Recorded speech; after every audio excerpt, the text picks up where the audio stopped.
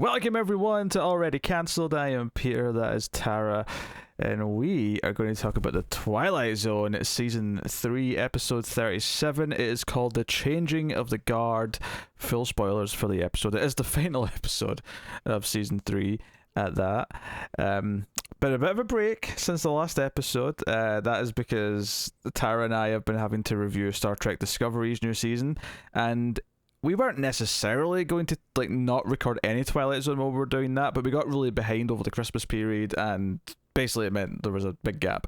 We will try to still do some when it returns, but there was a month off, which means you get at least a month of Twilight Zone again for a bit. So here we are. It finally finished season 3, and good luck to us next episode trying to do the top 10 after this big break and remembering all 36 previous episodes, but that's neither here nor there. It should be all right. Yeah. The premise of this one is Donald Pleasance is an old teacher at it looks like an all boys school, and he's teaching poetry and things like that. But he is told that he is to retire. He is hence the title, Changing of the Guard. And this guy loves teaching. It's all he has. It's his life. Shaping young minds, all that kind of thing. And to basically just describe the story, I would say it's basically just Twilight Zone's subtle twist on It's a Wonderful Life, and just sort of leave it at that until we get to spoilers. Yeah. Well, we're in spoilers. Not what I was expecting entirely. Yeah. Did you like it though? Yes, I did. I did like it. I thought it was a very sweet episode. Very cool to see Donald Pleasance. I don't understand why they put him in old man makeup.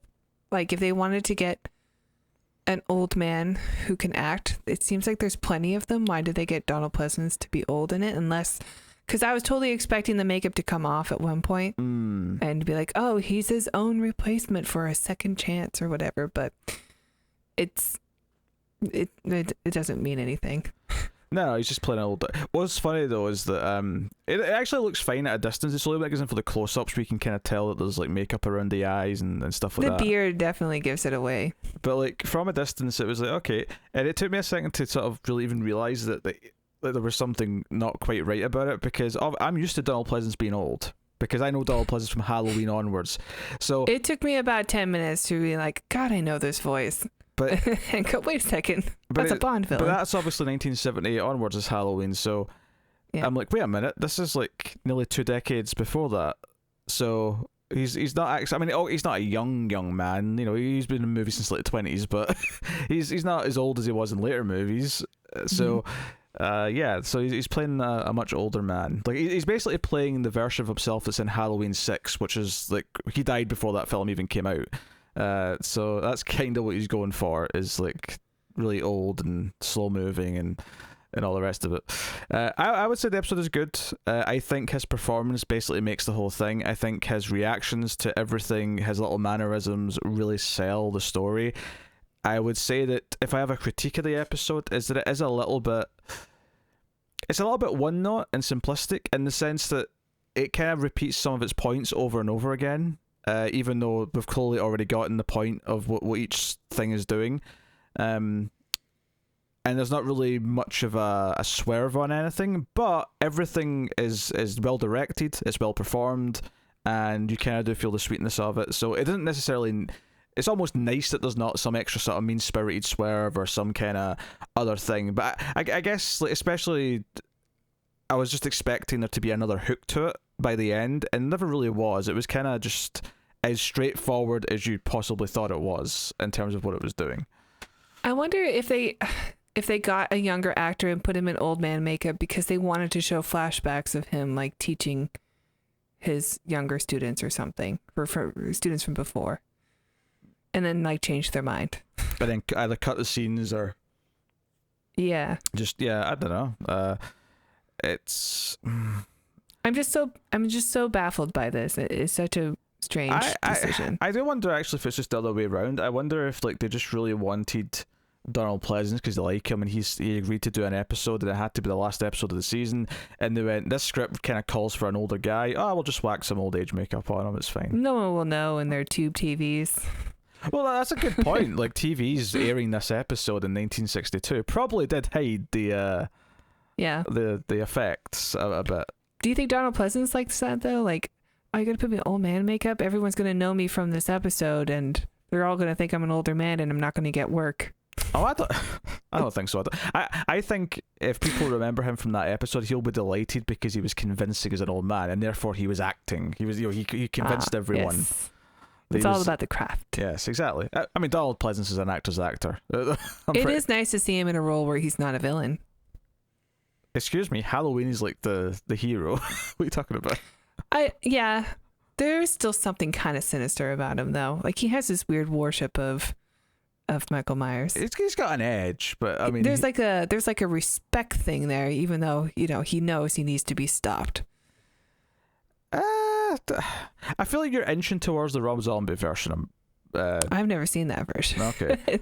I did see the 2018 version. In the original film, he's very much scared of Michael and thinks he has to be stopped at all costs. He has respect for like how dangerous he is, but I don't know if I'd say like he's obsessed with stopping and obsessed with keeping him from the public. I don't know if I'd say he worships him. No, that's definitely something that's a bit more in the Rob Zombie one, because when he writes a book in the Rob Zombie one and like makes a lot of money off of talking about Michael Myers. You don't think that happens down the line with like 4 and stuff?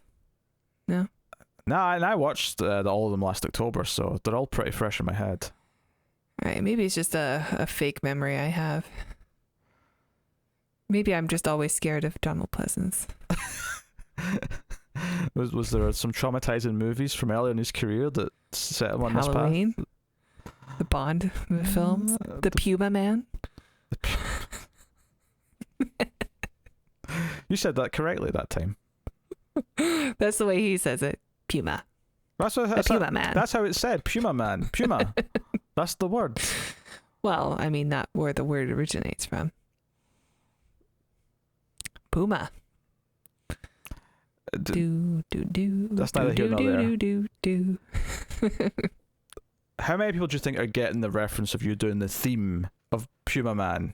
Puma Man is a movie that came out in the 70s. And Donald Pleasance is the villain. It's some Italian filmmaker. Everything's made in Italy. Everybody got a free trip to Italy and made this superhero film about an Aztec god that goes into the body of the Puma Man. And the way that you find him is an Aztec comes and throws you out of a window. And if you fly, like pumas are known to do, then you must be the Puma Man. Fantastic film. Highly recommend watching it with the Mystery Science Theater audience. It is available on YouTube for free. Donald Pleasance's best work. I don't know if the full minute of exposition to explain the thing that alienated like 99.9% of the audience was better or worse, but here we are. We've made it it's through. Staying in, gosh darn it. We're on the other side of it, so that's fine. So yes. So to go through the episode, Donald Pleasance, it opens with him teaching his students, and they're like teenage students who are kind of not listening to what he's saying. They want to go on Christmas break. Yeah, it's right before Christmas, but he's nice enough that he's like, look, it's the last period before the end of term. Christmas is in a few days. You know what? You can leave a little bit early, but he's nice enough to them and all the rest. So it gives them an example of him teaching, and then it also then follows him, and the headmaster's like, hey, like, I need to speak to you, Mr. So-and-so. And he's like, yes. And he comes into his office, and he says, hey, did you, sent a letter a couple of weeks ago from the school board? Did you, oh, I must confess that I've not read my mail in the last couple of weeks, but I'm pretty sure I know what was in that letter. He's like, oh, so how do you feel? And first of all, the headmaster's an idiot for just, like accepting that he predicted what was in it, because like he's not going to predict that he's getting fired. Like, that's not Yeah, he's going to say thank you for renewing my contract. Yes, it's the same thing I get every year. Yeah, especially if they do send out renewal letters like every year back in this day and age. Like, yeah, why would he expect anything else? Yeah, but he starts going on about how he wants to go see his radio show, and then he says, oh, no, I'm going to be teaching until I'm 100 years old. Like, I taught the grandson of one of my previous students recently, the grandson, and he's all excited about it. What worked for me in this scene though was Donald Pleasance's acting, because when the headmaster finally like grows a pair and tells him that his contract's not been renewed, like Donald Pleasance sells it like death. Like he is devastated by this news, and he tries to can't even comprehend that people would want him to retire. Yeah, and it's this thing where the headmaster's not been mean about it. He says that, you know, the meeting where they all discussed this, like, oh, they were all very complimentary about how your great service, like your years doing this job, but ultimately you're well past retirement. Yeah, you're well past retirement. Yeah, he points that out as well. It's not just like he's getting a young retirement. It's like, no, you've been working like 10 years past retirement, and we're finally saying, look, no, you need to go. But he points out, like, no, we think you've done a great job, but like you're teaching older things. You like we you know, as again the title implies, we kind of have to transition to a newer generation of teachers who teach a slightly newer way of thinking, because, you know, so on. That's the way the world has to go, and he's very upset by this. And it's as he's walking out, and he says really softly, well, I guess I've learned one final thing, is that a man should always read his mail. Yes, should always read his mail. And it's the way he kind of repeats it to himself. I'm like, okay, all right, you know what? Stiff upper lip. Pleasance, your acting circles around everyone else in the set. Not that they're bad. The other actors aren't bad, but he is just... No, the other guy's good. The other guy's a Star Trek actor. Of course he is. He's on TV in the 60s and 70s. Of course he's a Star Trek actor. So he goes home, and he's got like a housemaid. I don't know what you call her. Some help. Yeah. And she's like, dinner's ready, and he's like, I don't want dinner tonight. I'm not hungry. He's like, oh, you have to eat something. And he's basically just looking through old yearbooks, and he's muttering about some students that he's had in the past, and he's basically taking this really badly. He says, have I ever made a difference? Like, if I just taught them a bunch of nonsense, like a bunch of poetry that they're never going to remember, like, and all that sort of stuff. And the scene ends on a cliffhanger. This is the ad break scene where he's left and he's taking his gun with him, and it's like, holy shit, is he about to commit suicide because he can't be a teacher anymore? It's like proper dark. In fact, one of the little scenes that I glossed over is when he leaves the headmaster's office, he runs into two of his students who just want to wish him a happy Christmas, and the way he kind of says Merry Christmas and calls them two good young boys, like, is really sad. It is, and they're like, did you see he was crying? Yeah.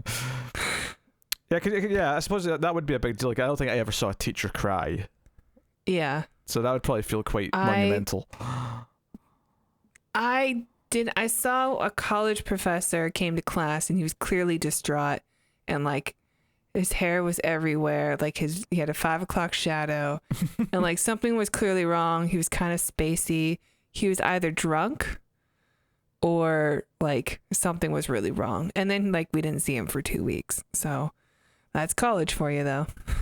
Yeah, I think college is a little bit different. Professors can just do that. Yeah, I think college is a little bit different because at that point, like, you're already kind of into adulthood. They treat you differently. I think in school though, like, there's kind of like a not a parental thing, but like there definitely was a divide. There's a very clear divide between the students and the teacher in school. I definitely had a drunk teacher in middle school. My English teacher, she was definitely a drunk, and she had like the way things were set up in her classroom, where she had like most of the time you have like a teacher's desk, and then you have the desk for the students, and they're all kind of spaced out pretty well, so there's plenty of room to walk around.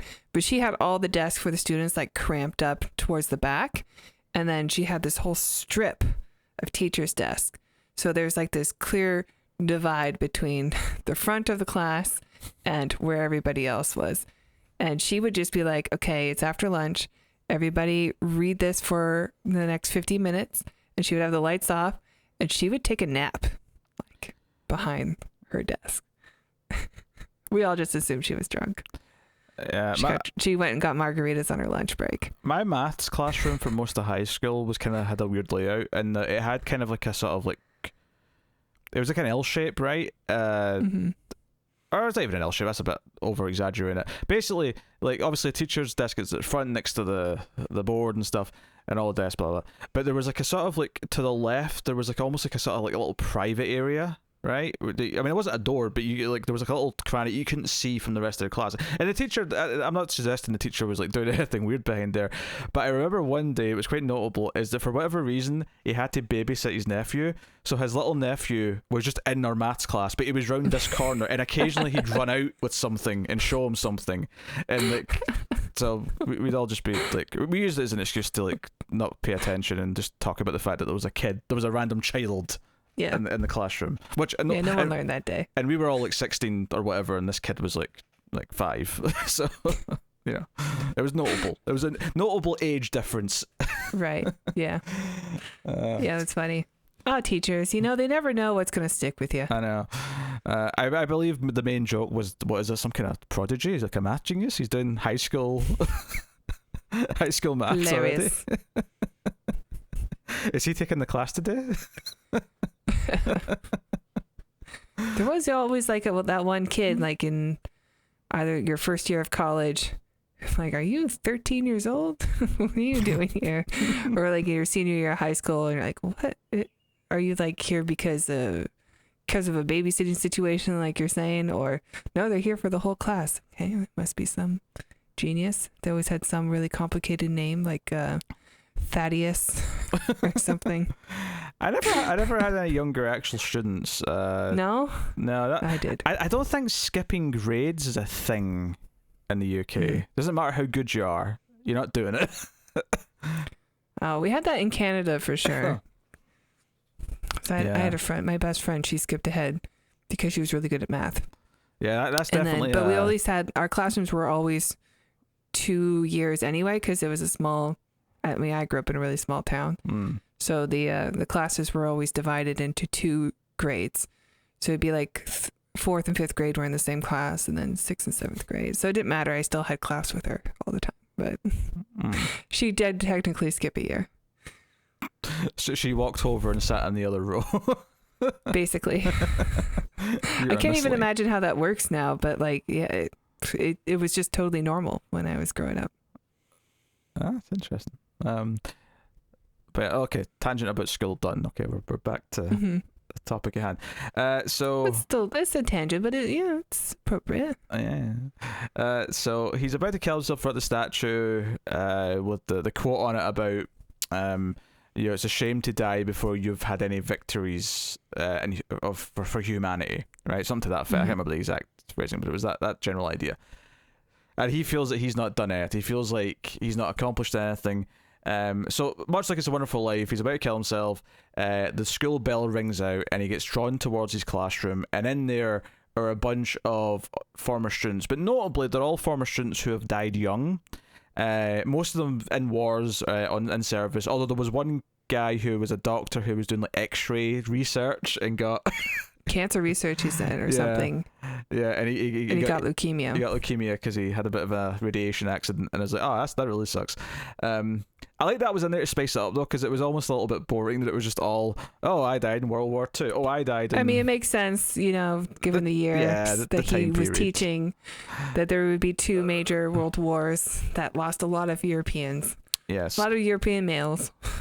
But yeah, I guess this is where I say that it's a little one note in that, like, this entire back half of the episode is almost entirely this sequence of him like talking to these boys and like them coming up and announcing who they are, and they say what year they were taught by him, and each one of them points out like a poem that they remembered that helped them get through their darkest time in their life, or when they did their brave thing. Because it's not just that they died in, like, one says Pearl Harbor, but then Donald Pleasance says on, yeah, I heard about that, you saved like a boiler room full of men before you died, like, you accomplished something great right before you were a hero. So and later on, like, he sort of like sums this up to himself by saying, well, like, maybe I didn't like achieve any great victories, but I was an instrument in helping several other people achieve great victories. Which I guess I kind of disagree with the logic here a little bit. Not that I'm trying to take away what he's saying, because he's right, but I kind of disagree with the notion that the people he teaches have to go on to do like things like this for it to be like. The fact that you've made a difference in just thousands of people's lives and like helped mold them into like understanding the world in some way an achievement in and of itself. They don't all have Everybody to die. remembers their teachers, you know. Yeah, they don't all have to die in battle to feel to feel like you've achieved something. Yeah. Yeah, I but, guess you know. I can see that. I do like that instead of It's a Wonderful Life, where it's a man who doesn't think that he's doing anything currently in the world. This is a reflection of a man who's, you know, in his twilight years now, and is reflecting on his entire life, on whether like it was wasted, especially because he just feels betrayed by the people he depended on. He thought he was doing good there, and then all of a sudden this shock of they don't want me anymore. Maybe they don't want me because I don't make a difference. And then like it just goes down this path of, you know, dark thoughts and thinking that his life was wasted. I think that's the key difference for this, because we are looking at it from a perspective of an older man. And I do like that it's, yeah, like, you know, when you think about your teachers, they probably have forgotten most of us, you know, with the amount, if they teach for 51 years, unless you were particularly memorable for some reason. But, you know, the teachers, they always stick with you. I have favorites, moments from teachers and things that they've said to me that have motivated me and made me a better person, and I still think about. One of my favorite teachers, like if I knew him now, I mean, I'm sure he's dead. He was an old man when I went to school, but in high school, but like he was like particularly memorable and like really stuck with me. Although if I talked to him like currently, if he were alive, I'm sure we would not get along, because I just remember him trying to get everybody to read Atlas Shrugged. Like, ugh, I hate Ayn Rand. Clearly, like now that I know what libertarianism is, like not for me. But but still, like he really taught me critical thinking in a way that I still hold on to. And it's, you know, that was my senior year of high school that someone finally taught me critical thinking, and that helped me a lot through college. Yeah. Anyway, you know, you never know what someone, the influence you have on somebody who's got a developing mind.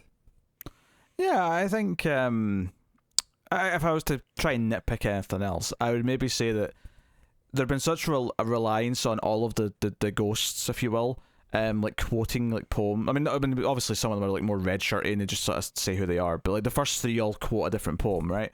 I almost felt like it didn't necessarily have to be tied specifically to like the works he was talking about or teaching them about. Like I almost wish it kind of emphasized the idea that no, he was just this positive force in their life. It didn't really necessarily matter what he was specifically teaching them in terms of material, because I wouldn't say I remember, like if I'm thinking specifically about English, which is where we'd have done poetry, I can't remember a single goddamn poem that we ever did.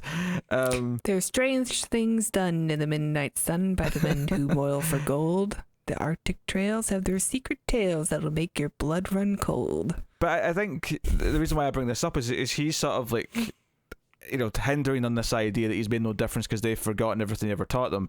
But I would say that it doesn't matter if they've got what you taught them, because you taught them other things that aren't in a syllabus just by being there and showing an interest and caring about them, and maybe that attention and that like that you know, like those things are important too. My drunk teacher, I have a story about too. Oh, I mean, I'm sorry if you were done, I can tell it. No, you can go on. I'm a little worried. Like I'm a little worried. There's too many school tangents in this episode now, but by all means, I think it fits. Like obviously, she was, you know, clearly drunk and or hungover a lot and took a lot of naps.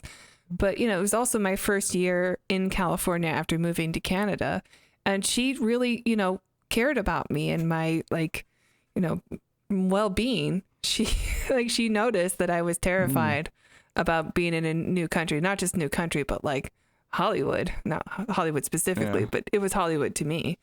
And she gave me Student of the Month, and that for my first year there. And I was getting a C+ in her class, and she got me Student of the Month. Like everybody who gets Student of the Month is like because they're, you know, high achieving and stuff. But she saw that I was struggling, and probably because I was in this new environment. I didn't have any friends yet, and I was kind of scared. But because she did that, she like made me feel noticed and like somebody cared about me, and like I sort of knew why she did it, and that was enough. Like, because my picture was up in the school, and like I was student of the month for the whole school, and it really did a lot for somebody in my position to feel more comfortable. And even though she was a drunken teacher, like that definitely stuck with me, and helped my confidence at a very crucial time. Yeah. Also, it sounds weird to have to correct something from Tara's own life, but Tara did not move to Canada. She moved from Canada. Oh, did I say that? As you said. You said to Canada. I'm like, that was a flop. To California. Yeah. From Canada. From the mountains of Canada, where we had to have classes that were split into 2 grades, and because we didn't have enough teachers. Yes. So, what were we discussing? Yeah. So, no, I mean, it's all very well performed. It's all like, I think this is the thing. Donald Pleasant's performance makes all this work, right? He is like, the way he responds to everything, the way he like sells every line of dialogue makes it work. I don't think the script is amazing. I think the script is a little straightforward, but it doesn't matter because he makes it all work. So I think it's sweet. I think it could have worked with another actor that was more age appropriate, but I think obviously Donald Pleasance is a great actor, so yeah, he was great in it. Yeah.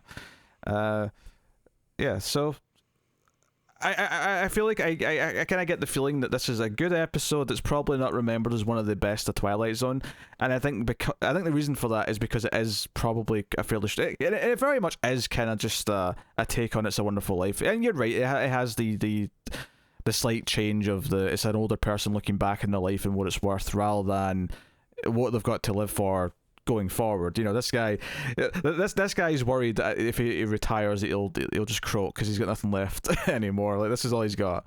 But yeah, the performance is what makes it all work, and it makes it enjoyable. The music's not bad as well. There's actually kind of a unique score to this one. They kind of put a little bit of effort in to have some almost Christmassy music kind of playing a couple of points.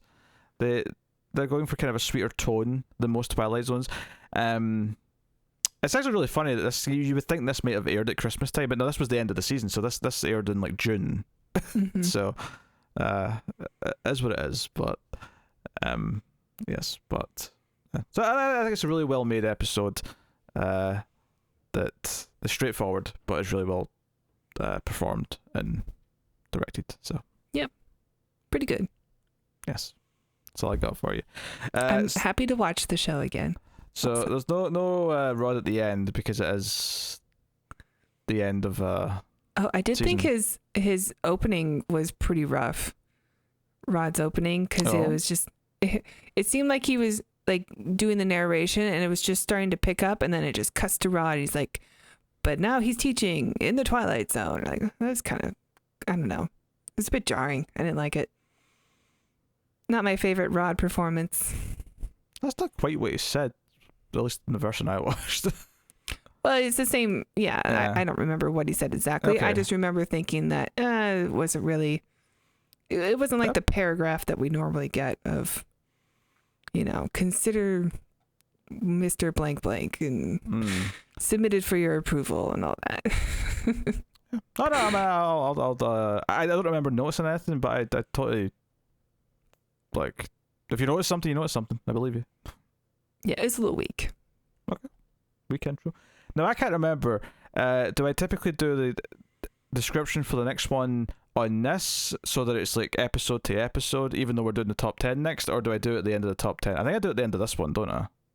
I think so. Yeah. Okay. Might as well. All right. So coming up next, season 4, episode 1, and notably, they're doubling in length for season 4. So there's half as many episodes, but they're all twice as long, which that's actually going to make it quite tough to fit them in once Discovery's back. I'm not going to lie, because they're not. We'll try and make it work. Quick little jaunts anymore. So the next episode though is called In His Image. Season 4 premiere is In His Image, And the description in IMDb is as follows, very short one. A young man grapples with the urge to kill and confusion about his origins. I mean, I'm intrigued. I'm into the premise. And his image sounds kind of like when God created Adam thing. Maybe this is like the devil created this boy. I could possibly see that. Yeah. So, hey ho. I don't know. But there you go. Like, subscribe, ding the bell. Hopefully you're glad that Twilight Zone's back for a little bit. I am. And we'll see you soon. Tara, why don't you show the Patreon? Yeah, if you enjoy our reviews, please check out our Patreon page. It's patreon.com/mildfuzztv. And if you donate as little as $1 per month, you will get access to bonus episodes for shows we do. And if you donate $5 per month, you will get access to these Twilight Zone reviews 1 week early. So head on over, check that out. Thank you very much. Yeah. All right, cool. But that is the show. That is Twilight Zone. We will see you next time. So keep watching TV in the Twilight Zone.